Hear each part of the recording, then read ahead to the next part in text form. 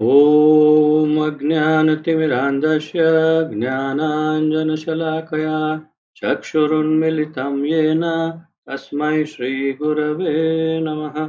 श्रीचैतन्यमनोभीष्टं स्थापितं येन भूतले स्वयं रूपकदा मह्यं ददाति स्वपदान्तिकं। वन्देऽहं श्रीगुरुः श्रीयुतपदकमलं श्रीगुरून् वैष्णवांश्च श्रीरूपं साग्रजातं सहगण रघुनाथान्वितं तं सजीवम् साद्वैतं सावधूतं परिजनसहितं कृष्णचैतन्यदेवं श्रीराधाकृष्णपादान् सहगण ललिता श्रीविशाखान्वितांश्च।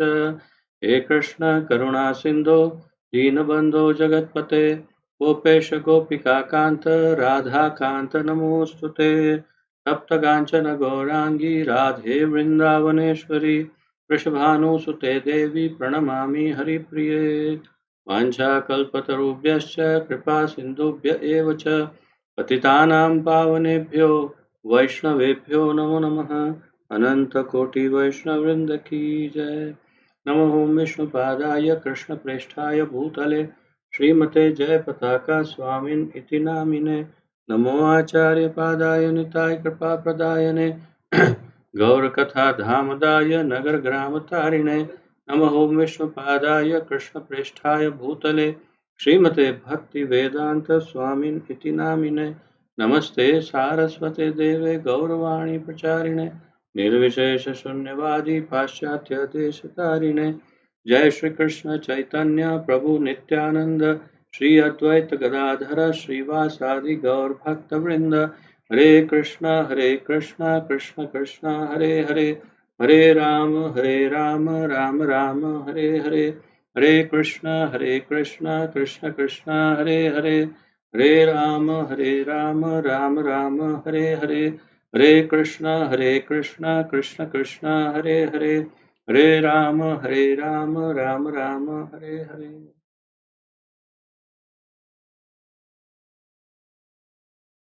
आप सबका बहुत बहुत स्वागत है आज के इस अत्यंत महत्वपूर्ण कार्यक्रम में, जिसके अंतर्गत हम हमारे इस्कॉन के संस्थापक आचार्य श्री श्रीमद् अभय चरणारविंद भक्तिवेदांत स्वामी श्रील प्रभुपाद जी द्वारा लिखित श्रीमद् भगवद गीता यथारूप का अध्ययन कर रहे हैं।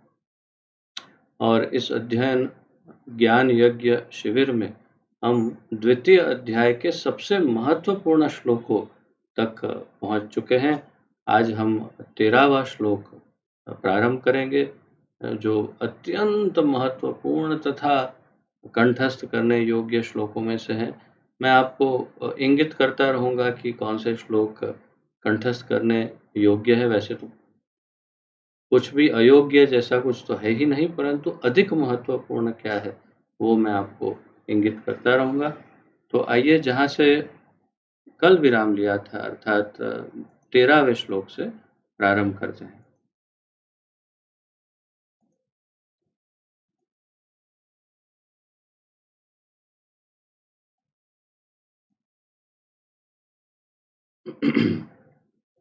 देहिनोऽस्मिन् यथा देहे कौमारं यौवनं जरा तथा देहान्तरप्राप्तिर्धीरस्तत्र न मुह्यति। देहिनोऽस्मिन् यथा देहे कौमारं यौवनं जरा तथा देहान्तरप्राप्तिर्धीरस्तत्र न मुह्यति। बहुत सुंदर श्लोक, बहुत ही आसानी से स्मरण भी हो जाएगा थोड़ा सा प्रयास करने पर। देहिनः शरीरधारी, तो शब्दार्थ, अनुवाद तथा तात्पर्य श्री श्रीमद् अभय चरणारविंद भक्ति वेदांत स्वामी श्रील प्रभुपाद जी के द्वारा। श्रील प्रभुपाद की जय। देहिनः शरीरधारी की, अस्मिन इसमें, यथा जिस प्रकार, देहे शरीर में, कौमारम बाल्यावस्था, यौवनम तारुण्य यौवन या तारुण्य, जरा वृद्धावस्था, तथा उसी प्रकार देह अंतर शरीर के स्थानांतरण की प्राप्ति ही उपलब्धि धीरः धीर व्यक्ति तत्र उस विषय में न कभी नहीं मुह्यति मोह को प्राप्त होता है। अनुवाद: जिस प्रकार शरीरधारी आत्मा इस वर्तमान शरीर में बाल्यावस्था से तरुण अवस्था में और फिर वृद्धावस्था में निरंतर अग्रसर होता रहता है, उसी प्रकार मृत्यु होने पर आत्मा दूसरे शरीर में चला जाता है। धीर व्यक्ति ऐसे परिवर्तन से मोह को प्राप्त नहीं होता। तो ये इतना महत्वपूर्ण और इतना सामान्य आध्यात्मिक जीवन की शुरुआत में सबसे पहला कदम प्रभुपाद जी कहते हैं, शास्त्रों के अनुसार, आचार्यों के अनुसार, ये जानना है कि मैं ये शरीर नहीं हूं।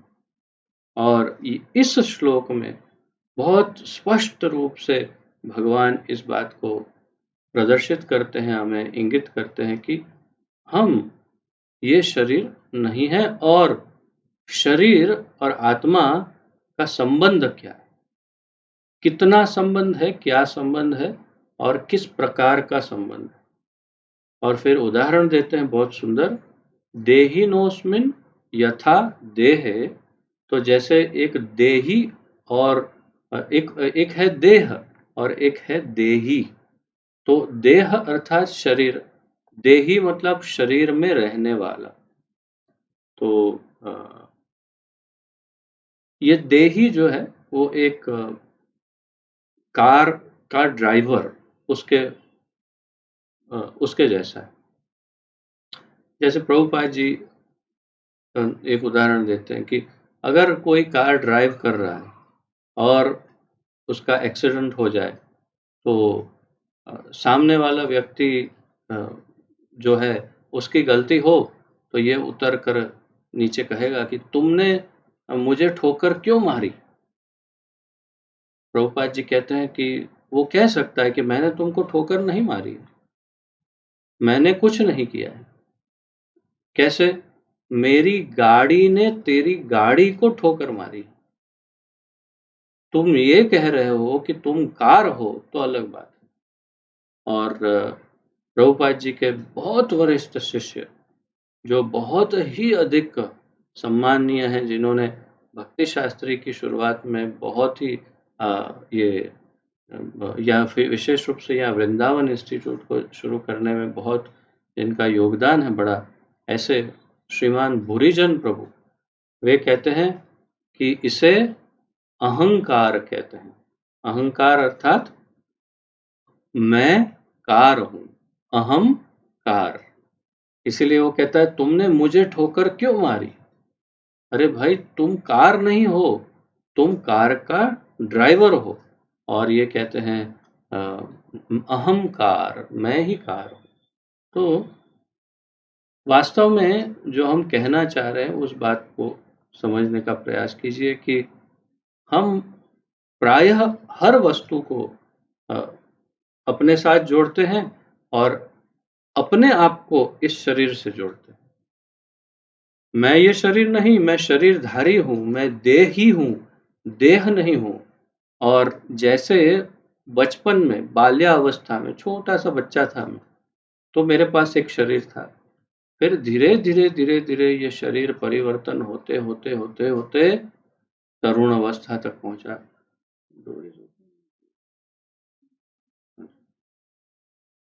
तो तरुण अवस्था तक पहुंच गया और तरुण अवस्था से फिर और परिवर्तन होते होते धीरे धीरे युवा अवस्था, फिर मध्यान्ह और फिर धीरे धीरे वृद्धावस्था की शुरुआत, फिर अत्यंत वृद्ध और एकदम जर्जरित शरीर।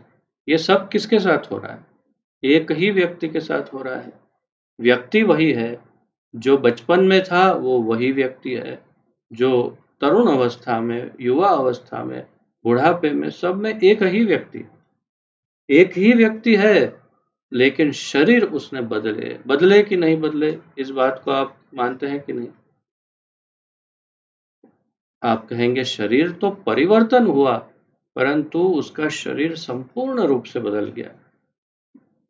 प्रभुपाद जी आगे तात्पर्य में भी समझाएंगे कि वास्तव में ये आधुनिक विज्ञान भी इस बात को स्वीकार करता है, इस बात की पुष्टि करता है आधुनिक विज्ञान कि लगभग, जो मैंने सुना है, लगभग 7 वर्ष के अंदर अंदर संपूर्ण शरीर के एक एक कोश परिवर्तित हो जाते हैं। शरीर के अंदर जितनी कोशिकाएं हैं, तो 7 वर्ष में लगभग सारा ही शरीर, उसके सारे कोशिकाएं बदल जाती है, पुरानी चली जाती है और नई कोशिका वहीं पर उसी जगह पर आके बैठ जाती है। तो ये परिवर्तन तो है ही, अर्थात 7 वर्ष में शरीर तो ऐसे ही बदल गया। अगर हम साइंटिफिक बेसिस पर देखें, आधुनिक विज्ञान के नजरिए से देखें, तो भी 7 वर्ष में। और यहाँ पर भगवान भी कहते हैं कि तुमने कितने शरीर बदले, बाल्यावस्था से तरुण में गए, तरुण से तुम वृद्धावस्था में पहुंचोगे, फिर वृद्धावस्था से फिर शरीर समाप्त। तो जिस प्रकार तुम बचपन में बचपन से धीरे धीरे धीरे धीरे अचानक तुमने एक दिन देखा कि तुम्हारा शरीर जो है वो तरुण अवस्था में पहुंच गया, तो तुम रोने बैठे? कभी रोए कि अरे मेरा शरीर चला गया, क्या करें, सब घर के लोग रो रहे हैं, क्या हुआ, इसका शरीर चला गया, अब ये बच्चा नहीं रहा, अब ये तरुण हो गया।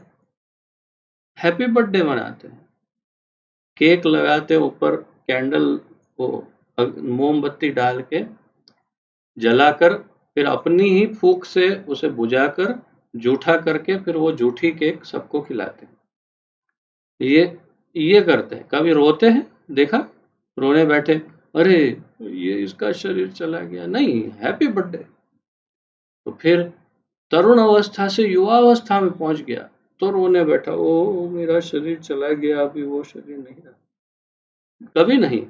तो भगवान इस बात का बहुत सुंदर उदाहरण दे रहे हैं कि जैसे तुम्हारा बचपन से तरुण अवस्था में और तरुण से वृद्धावस्था में शरीर गया, तो तुम रोए नहीं, और इसके लिए कोई तुमने दुख या विषाद या किसी भी प्रकार का कोई दुख नहीं व्यक्त किया। तो मृत्यु पर क्यों दुख व्यक्त करना, क्योंकि मृत्यु भी उसी परिवर्तन का एक अंतिम हिस्सा है।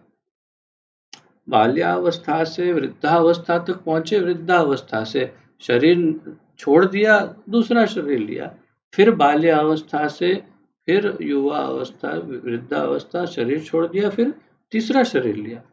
तो आत्मा तो शरीर बदलती ही रहती है, और जो धीर व्यक्ति है, अर्थात कि जो ज्ञानी है, जो समझदार है, जो आत्मज्ञानी है, आत्मा का ज्ञान जिसके पास है, वो इसमें विचलित नहीं होता। धीरस तत्र न मुह्यति। तो फिर से पढ़ते हैं अनुवाद। जिस प्रकार शरीरधारी आत्मा इस अर्थात वर्तमान शरीर में बाल्यावस्था से तरुण अवस्था में और फिर वृद्धा अवस्था में निरंतर अग्रसर होता रहता है, उसी प्रकार मृत्यु होने पर आत्मा दूसरे शरीर में चली जाती है या चला जाता है।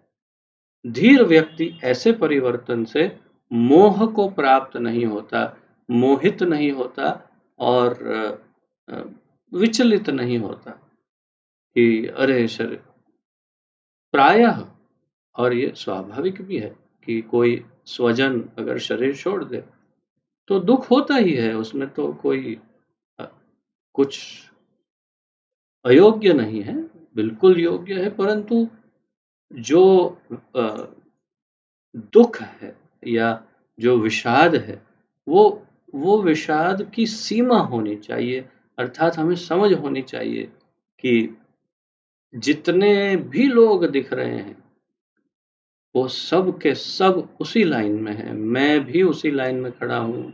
एक ना एक दिन उसका नंबर लग गया, वो चला गया, मेरा नंबर लगेगा एक दिन।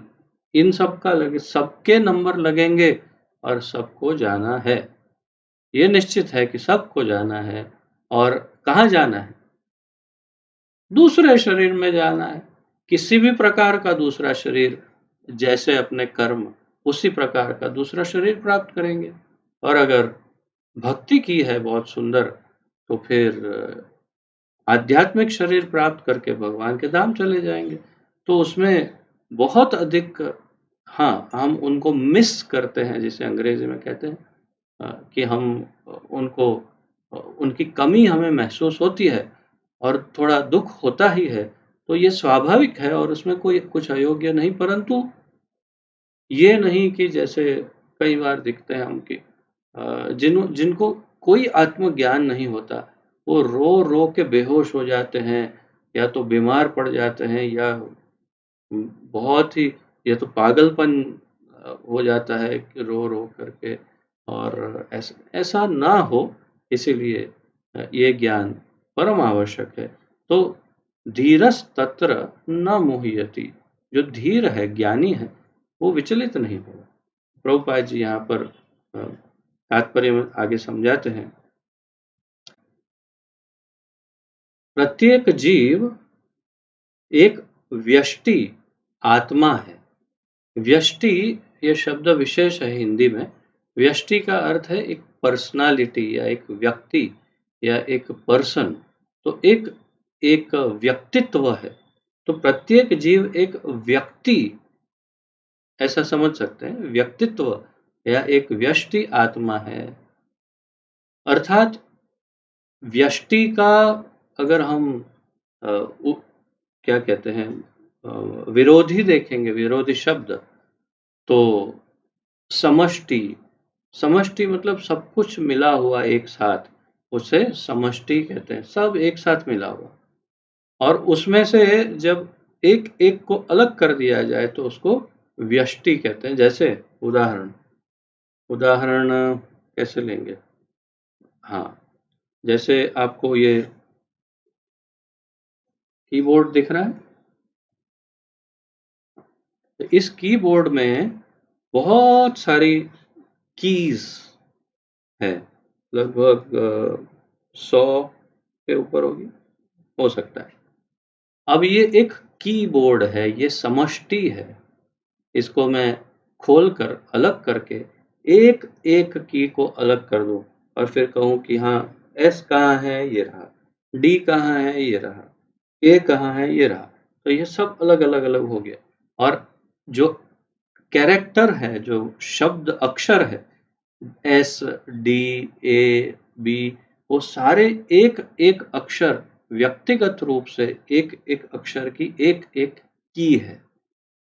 अब हम उसे कीबोर्ड नहीं कह सकते, परंतु वो एक एक व्यक्ति की तरह एक एक कीज अलग हो गई। इनको सबको जब मैं मिला करके असेंबल कर देता हूं, तो ये कीबोर्ड बन जाता है। फिर इसमें ए, एस, डी उसको अलग नहीं कहते, तो वो है समष्टि।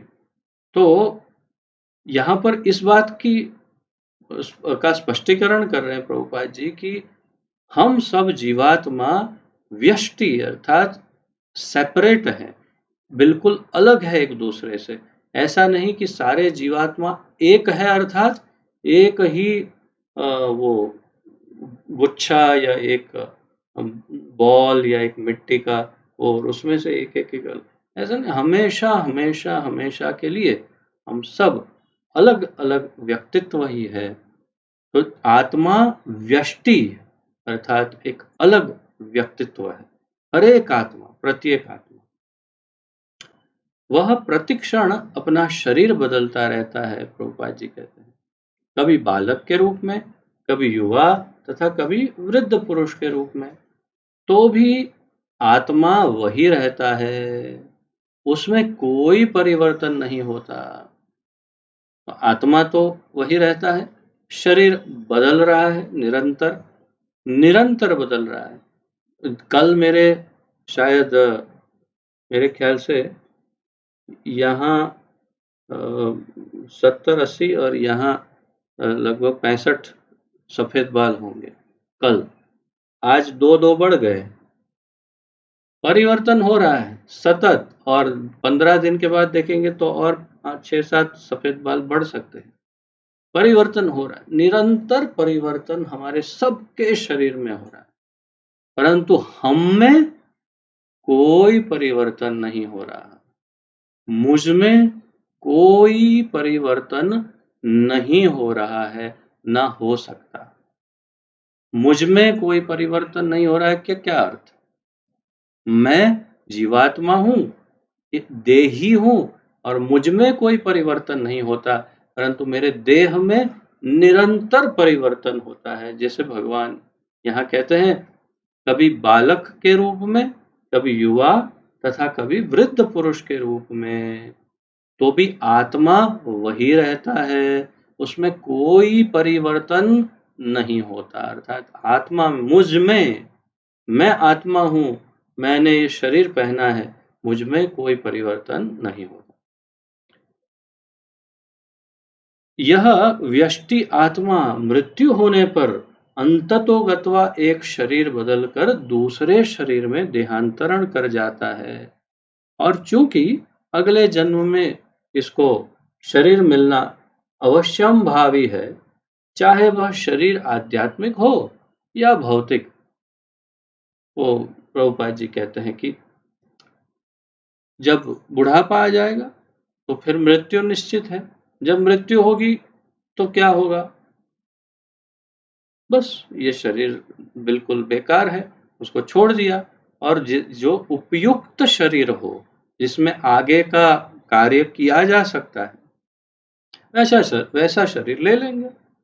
अब मान लो कि मैं यहाँ से अमेरिका बाई रोड जा रहा हूँ कार से, और मैंने यहाँ से मेरी कार ले ली और निकल पड़ा, और घूमते घूमते जापान तक गया, और फिर मेरी कार खराब हो गई। तो फिर क्या करेंगे? अमेरिका तो जाना ही है, बाई रोड जाना है, और चलो दूसरी कार लेते हैं। और क्या करेंगे? दूसरी कार ले ली, और फिर जापान से आरंभ किया, लंदन पहुंचा, फिर कार खराब हो गई। अब क्या करें? चलो तीसरी कार ले लेते हैं, और तीसरी कार मैंने ले ली, और फिर वहां से लंदन से अमेरिका तक ड्राइव कर गया। तो रास्ते में 3 कार बदली, और पहुंच गया कौन? मैं अमेरिका पहुंच गया। कार को नहीं पहुंचाना था अमेरिका, मुझे पहुंचना था, और इसलिए मैंने 3 कार बदल कर भी मैं अमेरिका पहुंच गया। बस ऐसा ही हमारा गंतव्य है भगवान का धाम, या मुक्ति, या मोक्ष, जो भी कहो, वही हमारा अंतिम गंतव्य है। और हम बस कार बदल रहे हैं, रास्ता काट रहे हैं, कार बदल रहे हैं। जैसे ही कार खराब हो जाती है, कार निकम्मी हो जाती है, बेकार हो जाती है, तो उस बेकार कार को बदल दिया जाता है और नई कार ले लेते हैं। उसमें क्या रोना, उसमें क्या विचलित होना, क्या किस बात का उसमें विषाद करना? तो अर्जुन का विषाद जो है वो इसी कारण का है कि भाई इन सब की कार जो बदलेगी, तो अ, वो समझता है कि उसके साथ वो जीवात्मा भी समाप्त हो जाएंगे, वहीं पर उनका अंत हो जाएगा, ऐसा अर्जुन समझता है।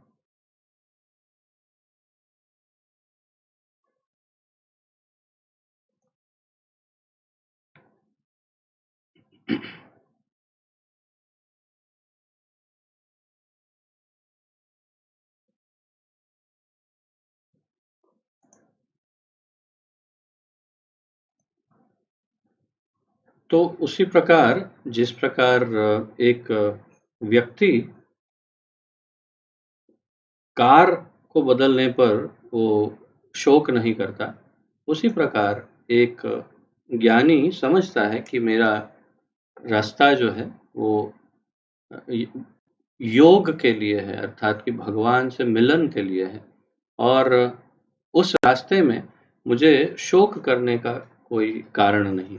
तो वो शोक नहीं करता, जो बुद्धिमान योग्य व्यक्ति होता है वो उसमें शोक नहीं करता। प्रभुपाद जी आगे बताते हैं,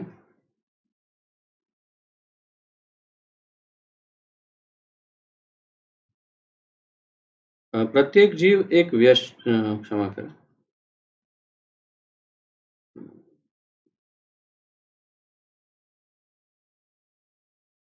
अतः अर्जुन के लिए न तो भीष्म न ही द्रोण के लिए शोक करने का कोई कारण था, अपितु उसे प्रसन्न होना चाहिए था कि वे अपने पुराने शरीरों को बदलकर नए शरीर ग्रहण करेंगे और इस तरह वे नई शक्ति प्राप्त करेंगे।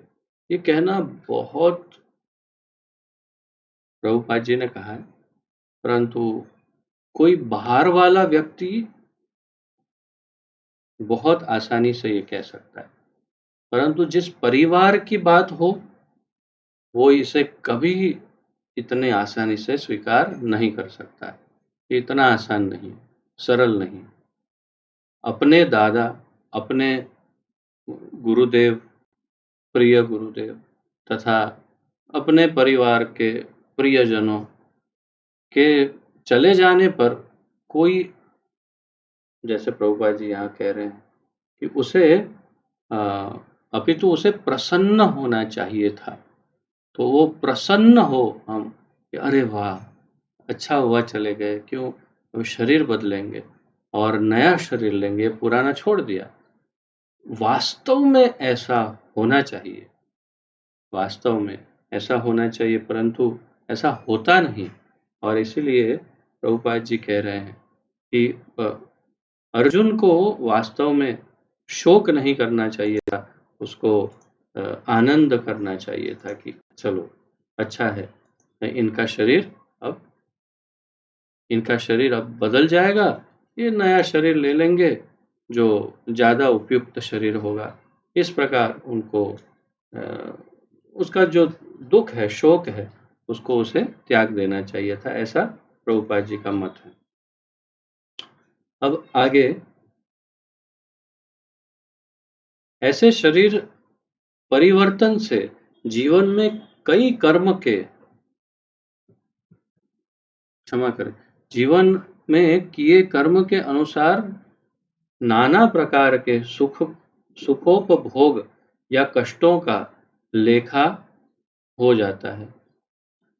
तो ऐसे शरीर परिवर्तन से जो कर्म किए जाते हैं उसके अनुसार सुख उपभोग या कष्टों का लेखा हो जाता है। लेखा अर्थात आलेखन, अर्थात हम जो कर्म करते हैं उसके अनुसार या तो सुख या दुख मिलने वाला है, ये निश्चित होकर के उसका आलेखन हो जाता है कि हाँ, तुमने ये कर्म किया, तुम्हें सुख इतना भोगना पड़े, दुख इतना कर्म किया, ये दुख होगा।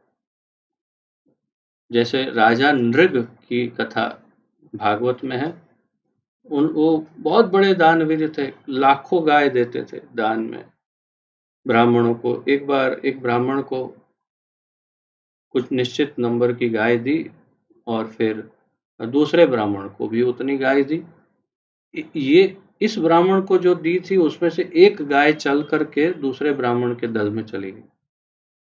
फिर दोनों ने गिनती की तो एक में कम हो गई और इसने कहा तो मेरी गाय तुम्हारे पास है। दोनों का झगड़ा हो गया, वापस राजा के पास आए। राजा ने क्या कहा, मैं तुम दोनों को 10-10 हजार गाय और दे देता हूँ, बस आराम करो, जाओ आराम से, झगड़ा क्या करना।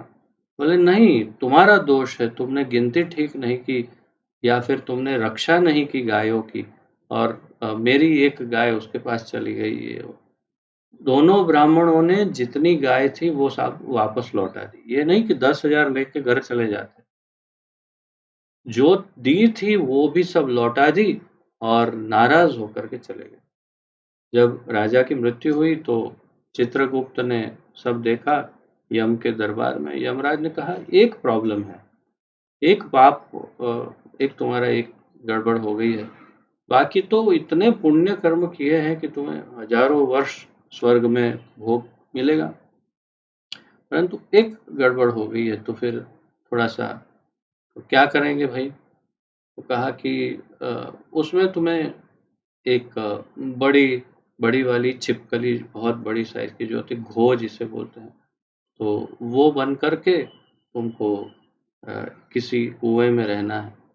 अब तुम सोच लो पहले क्या करना है, सुख भोगना है या ये पाप का।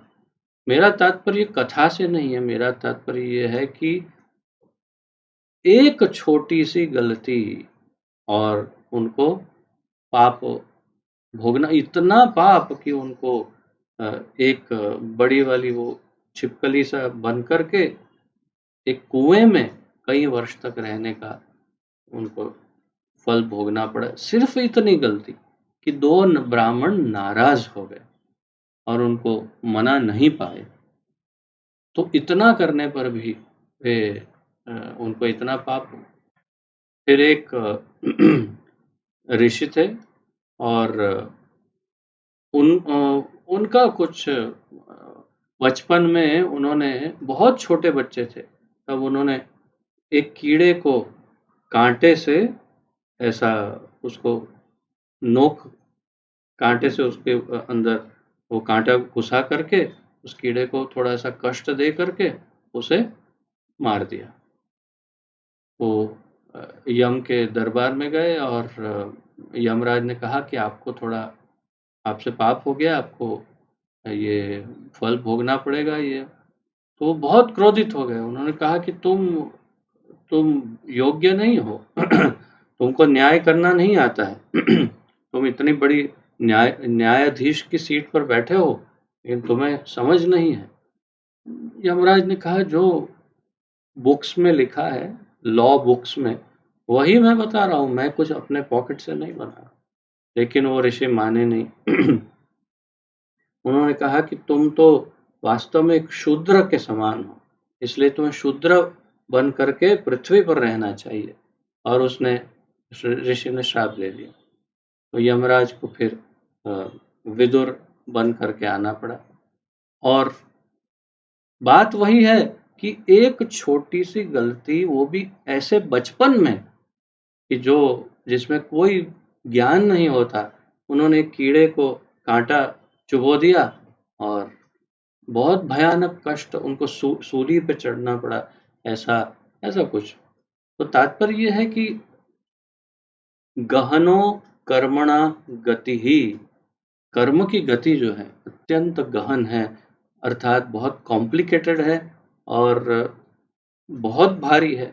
कुछ भी पाप हुआ गए काम से। तो इसलिए हमारे पाप तथा पुण्य के आधार पर यह निश्चित होगा कि अब हमें अगला शरीर कैसा मिलेगा, ये सब निश्चित हो जाता है।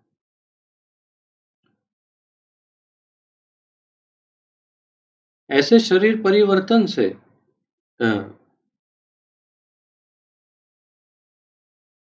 जीवन में कई कर्म के, क्षमा करें, ऐसे ये हमने पढ़ लिया।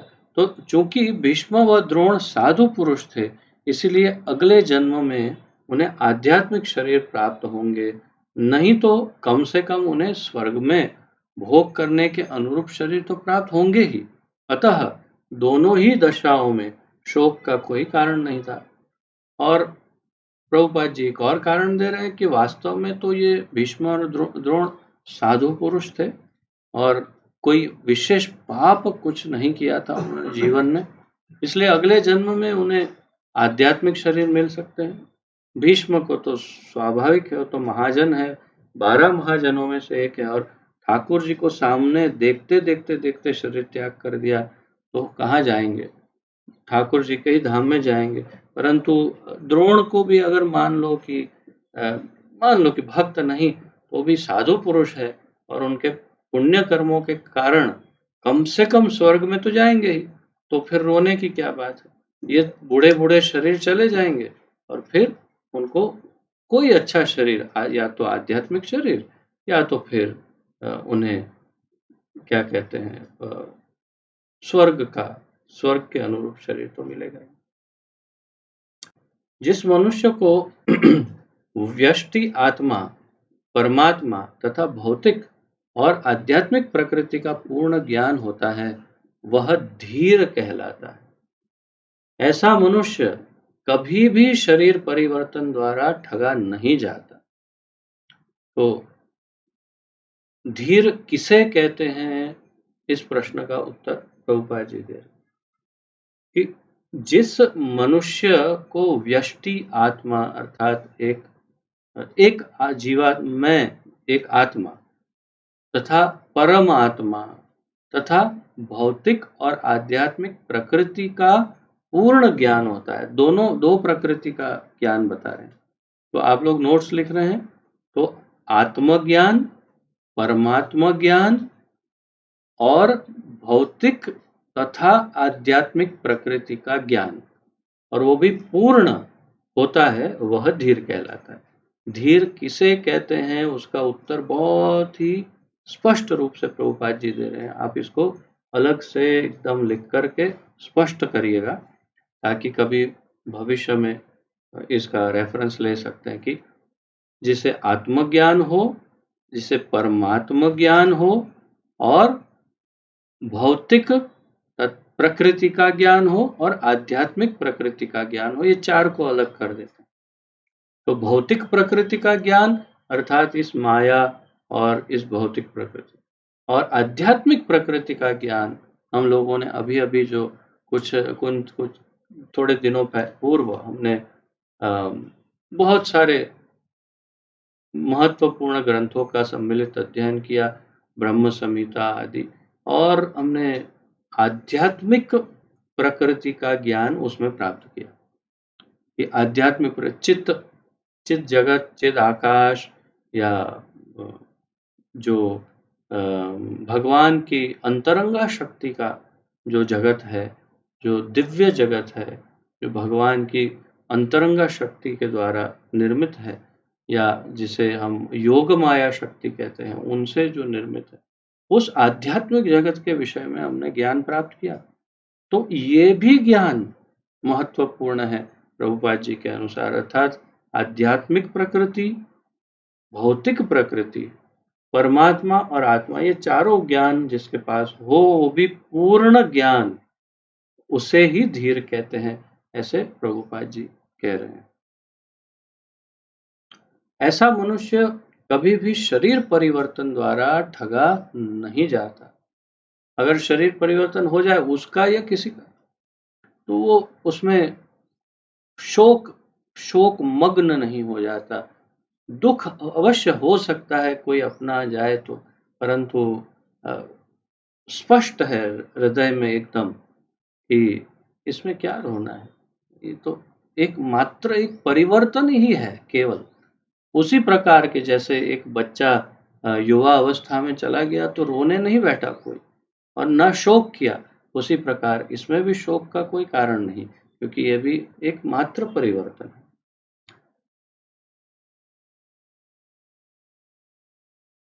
आत्मा के एकात्मवाद का मायावादी सिद्धांत मान्य नहीं हो सकता, क्योंकि आत्मा के इस प्रकार विखंडन से परमेश्वर विखंडनीय या परिवर्तनशील हो जाएंगे, जो परमात्मा के अपरिवर्तनीय होने के सिद्धांत के विरुद्ध होगा। तो अब प्रभुपाद जी थोड़ी सी एक वापस पुनः मायावाद का थोड़ा वर्णन करते हुए थोड़ा सा उसका खंडन कर रहे हैं और कह रहे हैं कि मायावादी क्या सिद्धांत है कि आत्मा के इस प्रकार विखंडन से आत्मा के एकात्मवाद का मायावादी सिद्धांत, आत्मा का एकात्मवाद अर्थात मायावादी सिद्धांत यह है कि सारे आत्मा एक है। बड़ा आश्चर्य है ना, सारे आत्मा एक ही है ऐसा मानते हैं मायावादी। अर्थात मैं, आप और जो भी आपके आसपास है वो सब एक ही है, कोई अंतर नहीं। क्यों? वो सब आत्मा तो एक ही है। अब ये तो बहुत आश्चर्यजनक थियरी है, सिद्धांत है। आत्मा के एकात्मवाद का मायावादी सिद्धांत मान्य नहीं हो सकता, प्रभुपाद जी कह रहे हैं, क्योंकि आत्मा के इस प्रकार विखंडन से परमेश्वर विखंडनीय या परिवर्तनशील हो जाएंगे। तो फिर हम सब अलग अलग कैसे हैं? बोले कि हाँ, एक का ही अलग अलग विभाजन कर दिया, खंडन कर दिया और कई हिस्से कर दिए। तो उसका अर्थ है कि उसी प्रकार अगर आत्मा एक है और उसका बहुत सारे हिस्से कर दिए, तो उसका अर्थ है कि भगवान का भी उसी प्रकार विखंडन या उनके हिस्से करके अलग अलग उनको बांटा जा सकता है और उनको परिवर्तित किया जा सकता है। तो तात्पर्य यह है कि आत्मा को एक बताकर फिर तोड़ देने की थियरी जो है, सिद्धांत है, उसका अर्थ यह है कि भगवान को भी उसी प्रकार परिवर्तनशील बताया जाए और वो योग्य नहीं, जो परमात्मा के अपरिवर्तनीय होने के सिद्धांत के विरुद्ध होगा। तो अर्थात यदि, और फिर ये तो वो कहते ही हैं कि सो हम सो अहम, अर्थात मैं वही हूँ। कौन? भगवान या परमात्मा। तो आत्मा सो परमात्मा। अगर आत्मा सो परमात्मा है तो फिर जब अलग अलग हिस्सों में हम सब बट गए, हम अलग अलग शरीर में हैं, तो उसका अर्थ ये हुआ कि हम सब परमात्मा के ही हिस्से हैं, अर्थात मैं भी परमात्मा, अर्थात हम सब एक ही हैं। तो ये सब गड़बड़ गड़बड़ वाला सिद्धांत हो जाता है। तो प्रभुपाद जी बहुत स्पष्ट कह रहे हैं कि ये सिद्धांत कुछ हजम नहीं हो रहा, ये कुछ समझ में नहीं आ रहा है कि ऐसा कैसे हो सकता है, ये उचित नहीं, ये सिद्धांत अयोग्य है। गीता में पुष्टि हुई है कि परमात्मा के खंडों का शाश्वत अर्थात सनातन अस्तित्व है, जिन्हें क्षर कहा जाता है, अर्थात उनमें भौतिक प्रकृति में गिरने की प्रवृत्ति होती है। तो भगवत गीता में इस बात पर ये बताया है कि भिन्ना में प्रकृति अष्टधा, और फिर मेरे अंश जो है परा अपरेयम इतस्तु अन्याम वगैरह वगैरह, ये सब श्लोकों में अगर हम गहराई में जाएंगे तो भगवान ये कहते हैं कि ममेव अंशो जीवलोके, तो मेरे जो अंश है वो मुझसे अलग हो करके इस प्रकृति के अधीन हैं। और तो यहाँ प्रभुपाद जी कह रहे हैं कि भगवान के अंश हैं हम जीवात्मा, परंतु उनके विभिन्नांश हैं, अर्थात कि उनसे अलग हैं, और उस प्रकार अलग है कि भगवान के कोई गुण, मतलब हम भगवान नहीं हैं, भगवान से अलग हुए विभिन्न अंश हैं, भगवान के स्वांश अर्थात उनके अवतार, और भगवान के विभिन्न अंश अर्थात जीव। तो हम भगवान के विभिन्न अंश हैं, अर्थात उनसे अलग हैं बिल्कुल, और हम कभी कभी कभी एक नहीं हो सकते। और ये भी समझाते हैं प्रभुपाद जी आगे कि इसका अर्थ ये नहीं कि एक समय हुआ जब हम एकदम से, जैसे कैसे कहते हैं, जैसे आपके पास हाँ, तो जैसे आपके पास कोई एक बहुत बड़ा गुच्छा हो फूलों का, और उसमें से अचानक एक फूल को आप ऐसे निकाल के बाहर रख लो, फिर दूसरा फूल निकालो और सामने रखो।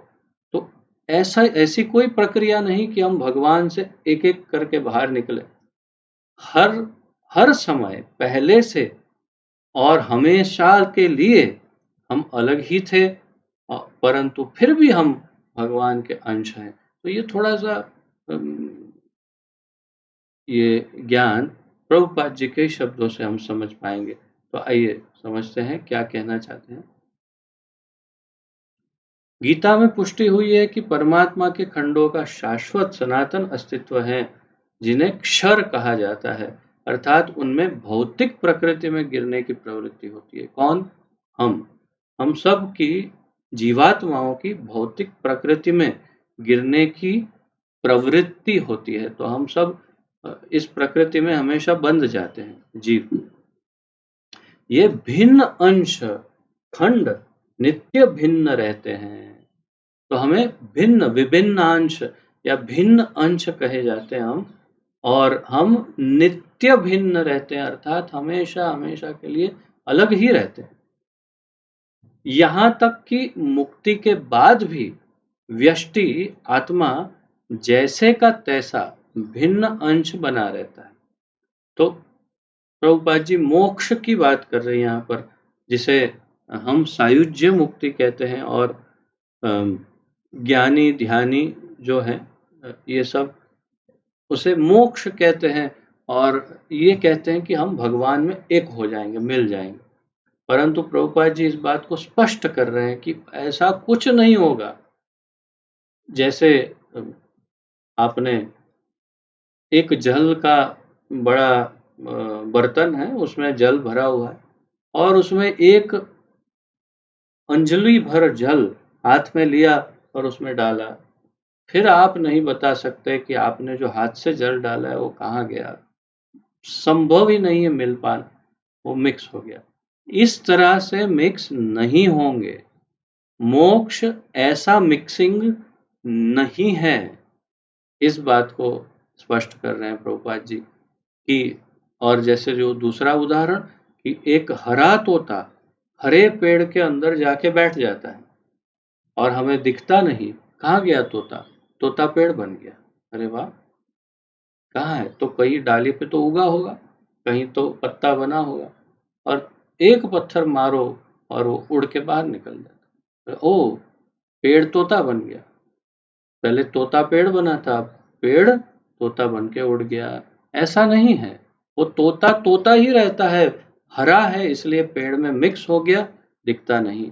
प्रभुपाद जी यही बात स्पष्ट कर रहे हैं कि आत्मा हर हाल में, मुक्ति के बाद भी आत्मा अलग, एक व्यष्टि, एक व्यक्तित्व के रूप में अलग ही रहता है। वो भगवान के ब्रह्म ज्योति में जाकर के स्थिर हो जाता है। और मैंने आपको पूर्व में कई बार समझाया है, उस प्रकार जैसे हमारा फ्रीजर होता है, फ्रिज के अंदर, उसके अंदर आप पानी डालो तो जम जाता है, वैसे ये जम जाता है और भगवान की ब्रह्म ज्योति में जम के रहता है। और जब अगला कल्प होता है तो उसे फिर जन्म लेना ही पड़ता है। मोक्ष परमानेंट नहीं है, केवल मुक्ति परमानेंट है, अर्थात जो भगवान के धाम में मुक्ति प्राप्त करता है वो यद गत्वा न निवर्तन्ते, वो फिर वापस नहीं आता।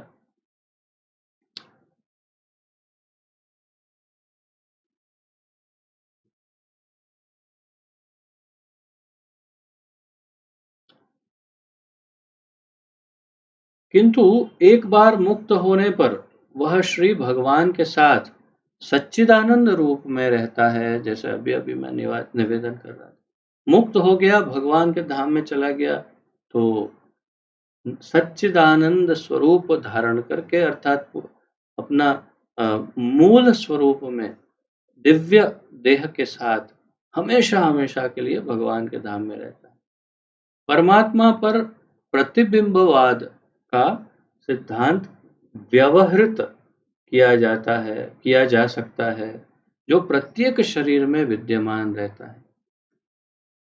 तो परमात्मा, ये अभी हम भगवान की बात कर रहे थे, मुक्ति की बात कर रहे थे, अभी प्रभुपाद जी परमात्मा का परिचय देने का प्रयत्न कर रहे हैं कि परमात्मा पर प्रतिबिंबवाद का सिद्धांत व्यवहृत किया जा सकता है। तो परमात्मा वास्तव में एक प्रतिबिंब के समान है।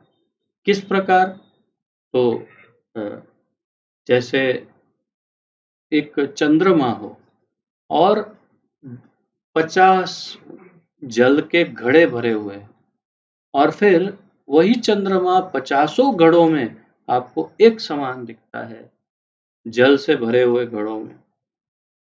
परंतु जब वो घड़े को फोड़ दिया जाए तो वहां कोई चंद्रमा नहीं मिलता।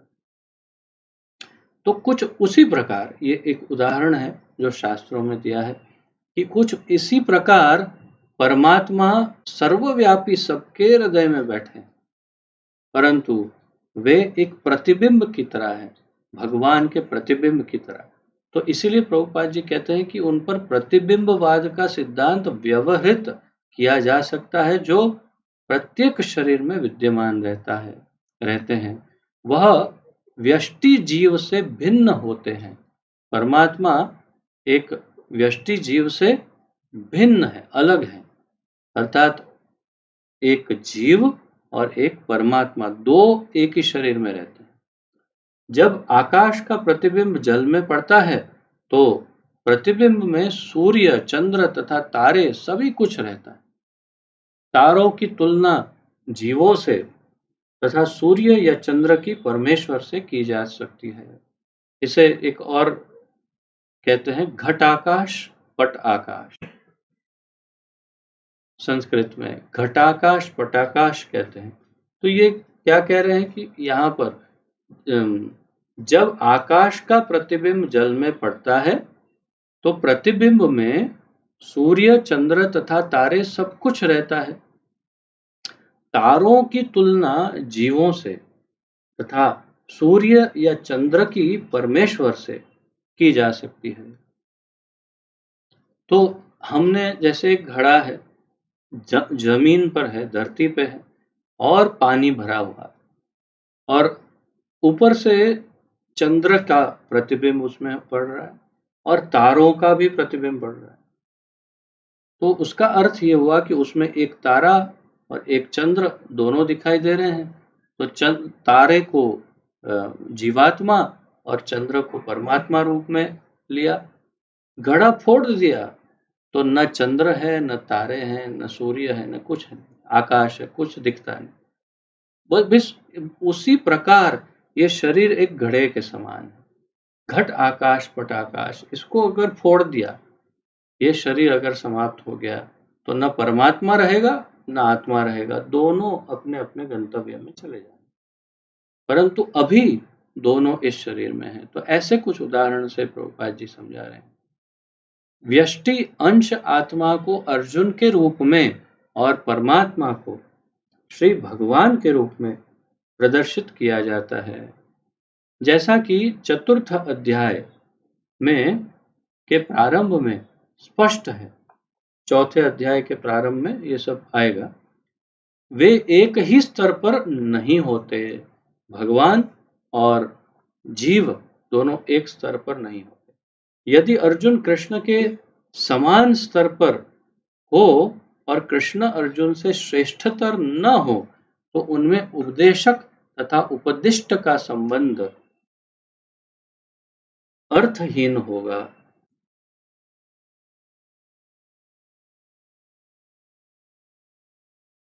प्रभुपाद जी कह रहे हैं कि यदि दोनों एक लेवल पर होते, भगवान और जीव, अर्जुन और कृष्ण, तो फिर ज्ञान का आदान प्रदान होने का प्रश्न नहीं होता। एक उपदेशक और एक उपदिष्ट अर्थात कि ज्ञान को प्राप्त करने वाला नहीं होता। मैं बचपन में ये हमने स्कूल में पढ़ा था और साइंस में, और मैं ये उदाहरण कई बार देता हूँ कि इसको समझने का बहुत सरल उपाय है। आपके पास दो टंकियां हैं, टैंक, एक संपूर्ण रूप से खाली है, एक पूरी तरह पानी से भरी हुई है। आपको एक टंकी का पानी दूसरी में डालना है। तो पहला तो कार्य ये है कि जो खाली टंकी है वो ऊपर है, भरी टंकी नीचे है, दोनों के बीच में पाइप लगा दो। एक बूंद पानी भी भरी हुई टंकी से खाली टंकी में नहीं जाएगा। ऐसे ये भरी हुई, ये खाली। अब ये खाली टंकी को भरी हुई टंकी के लेवल पर लेके आ जाओ, दोनों बिल्कुल सेम लेवल पर। तो भरी हुई टंकी का आधा पानी खाली टंकी में चला जाएगा, आधा, पूरा नहीं। और खाली टंकी को नीचे ले जाओ, हाँ ऐसे, और भरी टंकी को ऊपर ले जाओ, तो भरी टंकी का सारा पानी खाली टंकी में चला जाएगा। गुरु और शिष्य का ऐसा ही संबंध होना चाहिए और तभी ज्ञान प्राप्त हो सकता है। या कुछ भी कृपा, ज्ञान, सहायता जो कहो वो सब तभी प्राप्त हो सकता है जब खाली टंकी नीचे हो। और इसलिए गुरु का स्थान हमेशा ऊपर होता है, सिंहासन में होते हैं, और शिष्य हमेशा निम्न कक्षा पर बैठते हैं, निम्न स्तर पर बैठते हैं और विनम्रता से तद विद्धि प्रणिपाते न करते हैं। नहीं तो कभी भी ज्ञान प्राप्त नहीं हो सकता, कृपा प्राप्त नहीं हो सकती, उद्धार नहीं हो सकता। जैसे ही टंकी ऊपर उठने लगी कि हाँ हम भी तो पानी उसका निकल करके नीचे वाली टंकी में चला जाए। तात्पर्य यह है कि अगर अर्जुन और कृष्ण सेम लेवल पर होते तो एक उपदेशक नहीं हो सकता था, अर्थात कि एक टंकी भरी हुई है, भारी है और वो ऊपर है, और अर्जुन खाली टंकी है और वो नीचे है, इसीलिए वो ज्ञान प्राप्त कर पा रहा है और वो उपदिष्ट है। ऐसा उपदेश व्यर्थ होगा क्योंकि माया के चंगुल में रहकर कोई भी प्रामाणिक उपदेशक नहीं बन सकता। क्षमा करिए, एक लाइन भूल गया। यदि ये दोनों माया द्वारा मोहित होते हैं तो एक को उपदेशक तथा दूसरे को उपदिष्ट होने की कोई आवश्यकता नहीं। दोनों अगर माया से मोहित होते तो फिर भी एक दूसरे को बताने की कोई आवश्यकता नहीं। आजकल क्या हो रहा है, यही काम चल रहा है। सब फंसे हैं, सबके सबके लेने के देने पड़े हैं, अभी मरा कि तभी मरा, और फिर भी एक दूसरे के उपदेशक बने हुए हैं। बड़े बड़े प्रवचन करके एक दूसरे को उपदेश करते हैं। अरे तुम ये करो, कंसल्टेंसी खोलते हैं, मैं तुमको बताता हूँ क्या करना चाहिए। मतलब अंधा अंधा यथा अंधेव, हमेशा भूल जाता हूँ, अंधा यथा अंधेव रूपणीय मान। तो एक अंधा जैसे दूसरे अंधे को अ, हाथ पकड़ करके कहता है, चल मैं तुझे आज रास्ता दिखाता हूँ। हम वो अंधजन मंडल है अहमदाबाद में, उसके बिल्कुल करीब हमारा घर था। तो वहां से आते जाते कई बार मैं देखता 4-5 अंध व्यक्ति एक दूसरे का हाथ पकड़ करके रोड क्रॉस करते हैं, और चारों में से एक को भी नहीं दिख रहा, लेकिन चारों एक दूसरे की सहायता करने का प्रयत्न करते हैं क्योंकि कोई देखने वाला है नहीं। और फिर एक व्यक्ति प्रॉमिस करता है, चलो चलो चिंता मत करो, मैं सबको ले जाऊं। तो ये बिल्कुल वही उदाहरण है, बिल्कुल वही उदाहरण। और इसलिए प्रभुपाद जी कहते हैं कि अगर उसमें से दोनों में से कोई भी एक यदि माया से मुक्त नहीं तो वो दूसरे को उपदेश नहीं दे सकता। उपदेश वही दे सकता है जो माया मुक्त हो, और इसलिए भगवान मायापति हैं, माया मुक्त है, और अर्जुन जो है वो माया युक्त है, और इसीलिए भगवान उसे उपदेश दे रहे हैं। ऐसी परिस्थिति में यह मान लिया जाए, ऐसा उपदेश व्यर्थ होगा क्योंकि माया के चंगुल में रहकर कोई भी प्रामाणिक उपदेशक नहीं बन सकता। तो इसका अर्थ ये भी हुआ कि जितने हम सब माया में हैं, और यदि हम उपदेशक हैं तो हम प्रामाणिक उपदेशक नहीं। ऐसी परिस्थितियों में यह मान लिया जाता है कि भगवान कृष्ण परमेश्वर हैं, जो पद माया द्वारा विस्मृत अर्जुन रूपी जीव से श्रेष्ठ है। तो ये स्थापित करते हैं प्रभुपाद जी इस आखिरी लाइन में कि अब ये स्वीकार करना है कि मायापति है भगवान, माया से मुक्त है और इसलिए भगवान है, और अर्जुन उनसे निम्न स्तर पर है क्योंकि वो माया से बद्ध है, और भगवान जीव से श्रेष्ठ है। इस प्रकार ये 13वां श्लोक था। अब 14वां श्लोक देखते हैं। ये भी अत्यंत महत्वपूर्ण और कंठस्थ करने योग्य। मात्रा स्पर्शास्तु कौन्तेय शीतोष्ण सुख दुःखदाः आगमापायिनो नित्या स्तांस्तितिक्षस्व भारत मात्रा स्पर्शास्तु कौन्तेय शीतोष्ण सुख दुःखदाः आगमापायिनो नित्यास्तांस्तितिक्षस्व भारत। मात्रा स्पर्शः इंद्रिय विषय तू केवल कौन्तेय हे कुंती पुत्र शीत अर्थात ठंडी या जाड़ा जिसे हिंदी में कहते हैं, उष्ण ग्रीष्म, सुख सुख दुख तथा दुख, दाहा देने वाले, आगम आना, अपायिनः जाना, अनित्याः क्षणिक, तान उनको, तितिक्षस्व सहन करने का प्रयत्न करो भारत हे भरतवंशी। अनुवाद।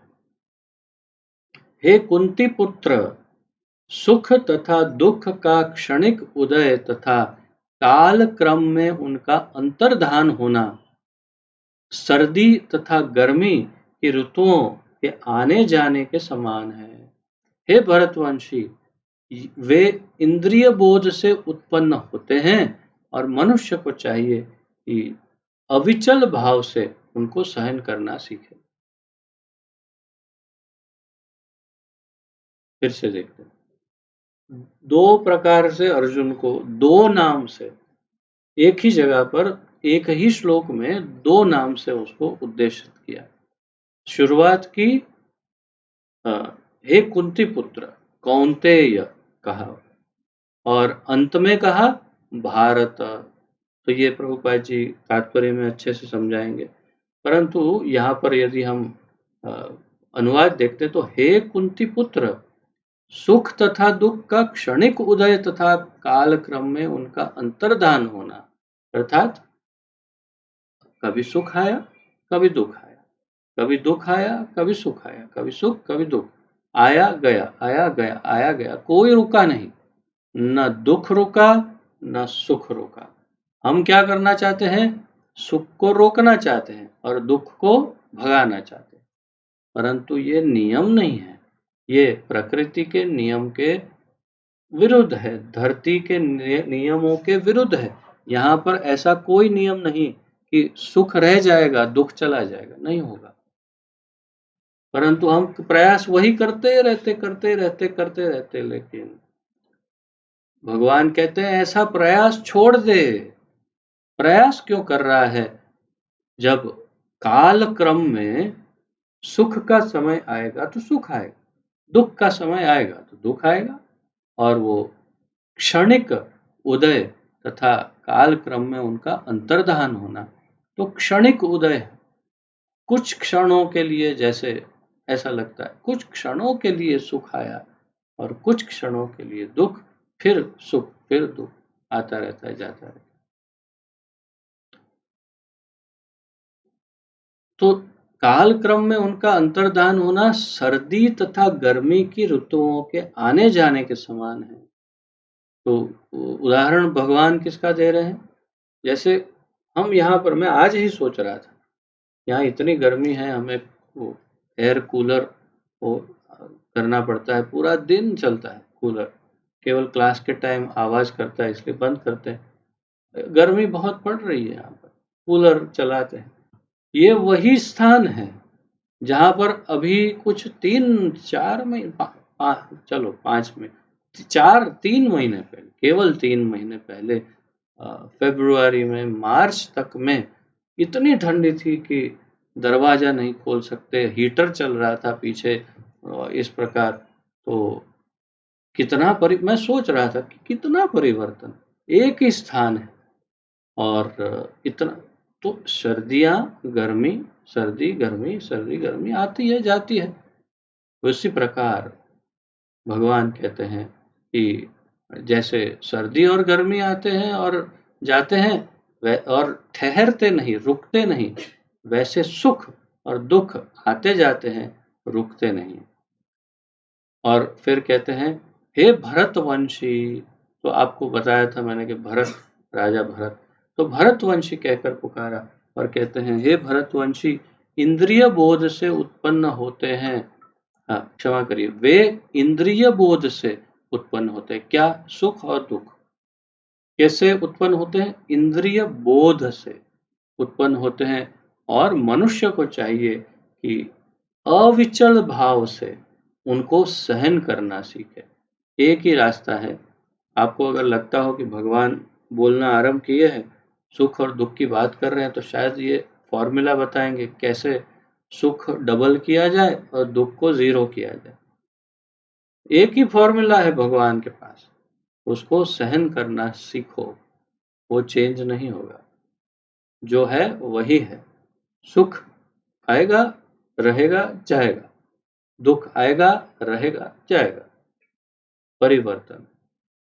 और फॉर्मूला क्या है? अविचल भाव से, बिल्कुल भी डिस्टर्ब हुए बिना सहन करो, और कोई रास्ता नहीं। तात्पर्य,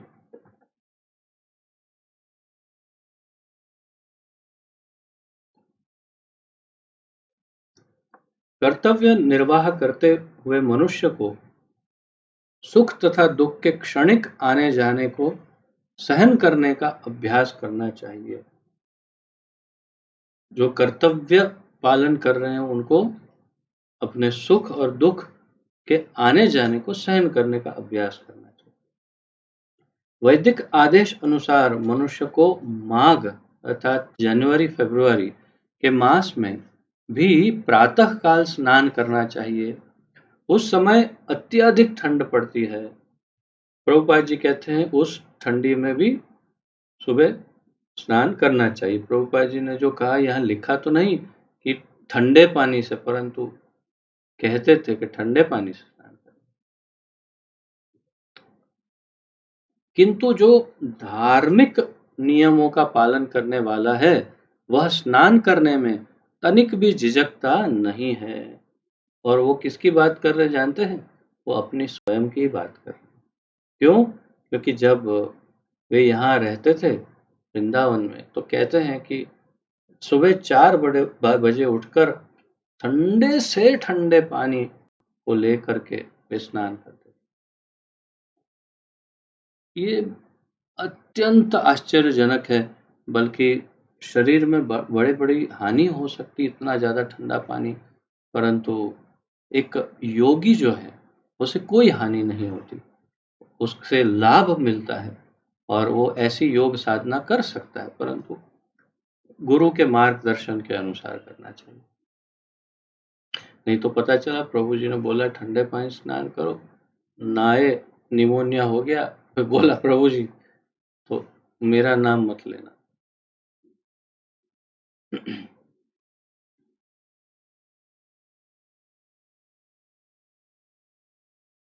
इस प्रकार एक गृहिणी भीषण से भीषण गर्मी के ऋतु में मई जून के महीने में भोजन पकाने में हिचकिचाती नहीं। देखिए, एक तो ऊपर पंखा चला नहीं सकते, नहीं तो गैस जो है वो बुझ जाता है, स्टोव जो जला है वो बंद हो जाता है। इसलिए बिना पंखे के और 45 48 डिग्री बहुत भयानक गर्मी, उसमें भी कुकिंग तो करना ही पड़ेगा, परिवार के लिए खाना बनाना, तो वो सहन करती है और बनाती है। उसी प्रकार भगवान हमें कहते हैं कि सहन करो, बस और कुछ नहीं करो। तो प्रभुपाद जी यहाँ आगे बताते हैं कि जलवायु संबंधी असुविधाएं होती है, होते हुए भी मनुष्य को अपना कर्तव्य निभाना होता है। चाहे कोई भी कमी हो, कुछ असुविधाएं हो, अपना कर्तव्य निभाओ। इसी प्रकार युद्ध करना क्षत्रिय का धर्म है, अतः उसे अपने किसी मित्र या परिजन से भी युद्ध करना पड़े तो उसे अपने धर्म से विचलित नहीं होना चाहिए। मनुष्य को ज्ञान प्राप्त करने के लिए धर्म के विधि विधान पालन करने होते हैं, क्योंकि ज्ञान तथा भक्ति से ही मनुष्य अपने आप को माया के बंधन से छुड़ा सकता है। ज्ञान और भक्ति से अपने आप को माया के बंधन से छुड़ा सकता है व्यक्ति। अर्जुन को जिन दो नामों से संबोधित किया गया है वे भी महत्वपूर्ण हैं। कौन्तेय कहकर संबोधित करने से यह प्रकट होता है कि वह अपनी माता की और मातृकुल से संबंधित है, और भारत कहने से उसके पिता की और पितृकुल से संबंध प्रकट होता है। तो कौन्तेय कहा तो माता का कुल स्मरण हुआ, और भारत कहा तो भरतवंशी है, इसलिए अपने पिता उनके पिता के कुल का स्मरण हुआ। दोनों ओर से उसको महान विरासत प्राप्त है। महान विरासत प्राप्त होने के फलस्वरूप कर्तव्य निर्वाह का उत्तरदायित्व आ पड़ा है, अतः अर्जुन युद्ध से विमुख नहीं हो सकता। तो प्रभुपाद जी का मत है कि अर्जुन के पास सबसे बड़ी जिम्मेदारी है, बिग रिस्पॉन्सिबिलिटी, और इसलिए वो अपने कर्तव्य से विमुख नहीं हो सकता। बस इस प्रकार हम 2 श्लोक लिए आज। 13 और 14 बड़े महत्वपूर्ण श्लोक है, कंठस्थ अवश्य करने चाहिए। और आज यहीं पर विराम लेते हैं, और किसी का यदि प्रश्न आदि हो तो प्रस्तुत कर सकते हैं और अपना वीडियो ऑन कर सकते हैं।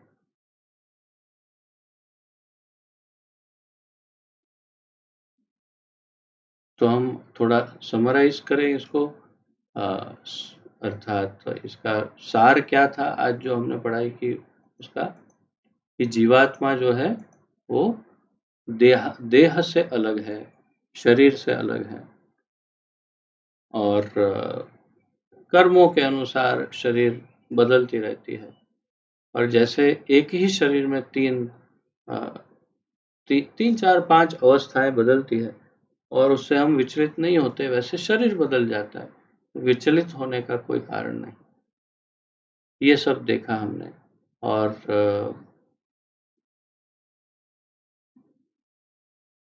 इसके अलावा हमने ये भी देखा कि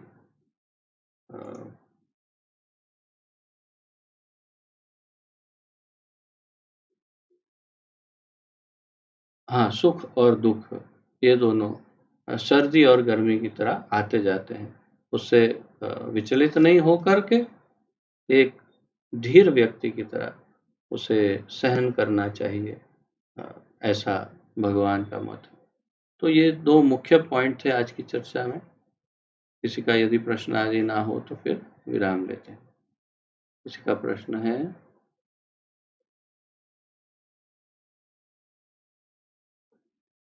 जी माता जी, धन्यवाद। कल था क्लास। एक्चुअली क्या होता है कि हर संडे हम कुछ अलग क्लास करते हैं, परंतु मेरे पास समय का बहुत बड़ा अभाव चल रहा था, तो इसलिए मेरे पास ऐसी कोई सोचने तक की भी का टाइम नहीं था मुझे कि कुछ नया करें, और इसलिए फिर मैंने रेगुलर यही क्लास कल कर लिया, और उसका रिकॉर्डिंग मैं आज अभी शाम को ही भेज दूंगा। तो आप समय मिलने पर, जब भी समय मिले, तो उसे अवश्य सुन लीजिएगा।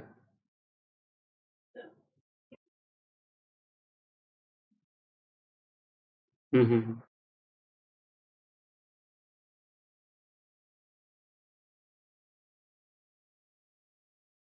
नहीं, नहीं, क्लास के दौरान तो आप आराम से बंद कर सकते। मैं तो सबसे एक ही निवेदन करता हूँ कि जब शुरुआत हो और फिर मैं जब फुल स्क्रीन में मैं आ जाऊँ, तब तक, और जैसे हमारा क्लास अंत हो और फिर मैं गैलरी व्यू में रखूँ, तब बस उतना 2 ही बार वीडियो ऑन करेंगे तो बस है। बाकी पूरा क्लास में वीडियो ऑफ कर सकते हैं सभी, कोई परेशानी नहीं।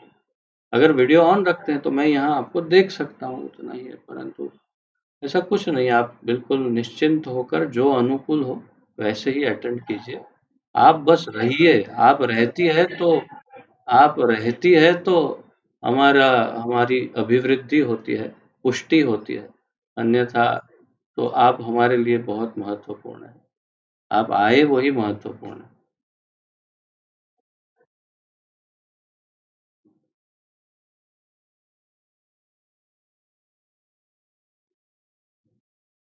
कोई बात नहीं, कोई बात नहीं, कोई परेशानी नहीं।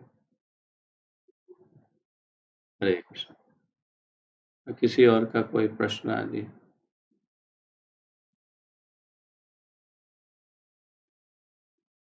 ठीक है, यदि कोई प्रश्न, हाँ, किसी का है कोई प्रश्न, हाथ दिखाएं तो पूरा हाथ ऐसे कैमरा में दिखाना, क्योंकि आप लोगों के एक तो बैकग्राउंड किसी का डार्क एकदम, मुंह ही नहीं दिख रहा, किसी का एकदम धुंधला, तो समझ नहीं आता, इसलिए कुछ भी हो तो एकदम स्पष्ट ऐसे हाथ सामने कैमरा के सामने घुमाइए। या तो हैंड रेज का सिंबल है उसको ऑन कर सकते हैं, तो भी समझ में आ जाएगा कि आपको कोई प्रश्न है। तो किसी का कोई प्रश्न है?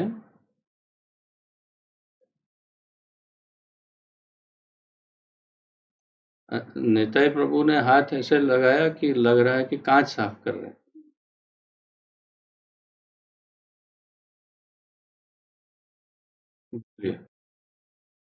बोलिए, बोलिए।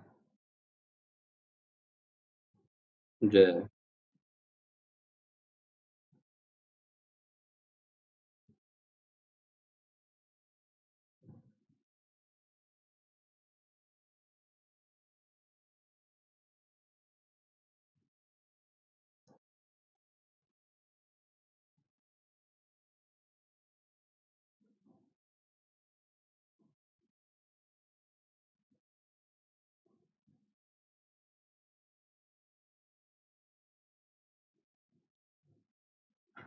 मैं नहीं समझ पा रहा हूँ प्रश्न।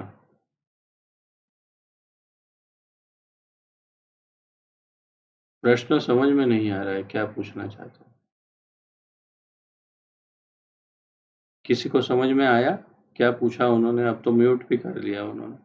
किसी को समझ में आया उनका प्रश्न, क्या पूछ रहे थे? नहीं।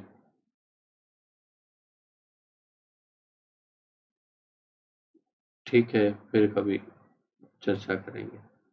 तो आइए प्रणति निवेदन करते हैं और फिर सम्मिलित रूप से नाम जप करेंगे कोरोना पेशेंट्स के लिए। पतित पावन अभय चरणारविंद भक्ति वेदांत स्वामी श्रील प्रभुपाद की जय।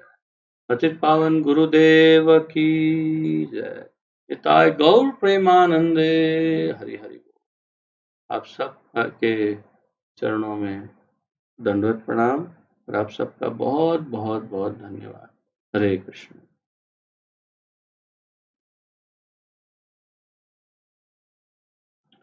और अब माला जप करेंगे।